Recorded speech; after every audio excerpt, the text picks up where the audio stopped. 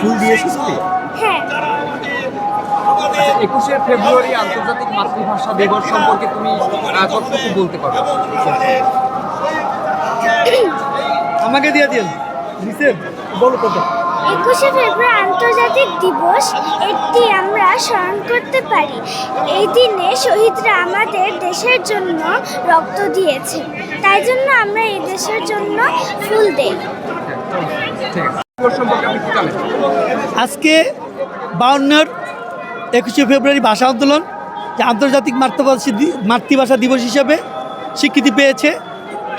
আজকে এই 52 যে স্পিরিট, 52 ভাষা আন্দোলন প্রমাণ করেছে সংগঠিত জনতা একটা ফেসিসকে ঠেকিয়ে দিতে পারে, এবং এই 52 স্পিরিট ধারণ করে আমরা এগিয়ে যাব এবং ফেসিসকে বিদায় করেছি।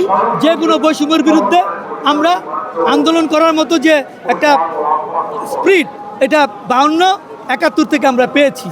ইনশাল্লাহ এই দেশ শহীদ প্রেসিডেন্ট জিয়াউর রহমানের যে দর্শন, জাতীয়তাবাদ, তারেক রহমান পাহাড় থেকে সমতল পর্যন্ত একটা যে বৈষম্য ছিল, এই বৈষম্যকে ভেঙে একটা ন্যায় এবং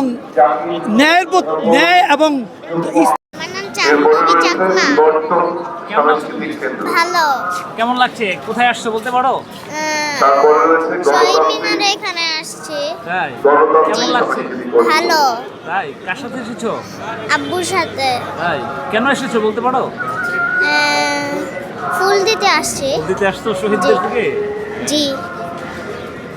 তোমার নাম কি? জান্নাতুল সাফা। সাফা, তুমি কার সাথে এসেছো? আমিও বাবার সাথে এসেছি। বাবার সাথে এসেছো? শহীদদেরকে ফুল দিতে এসেছো? হ্যাঁ।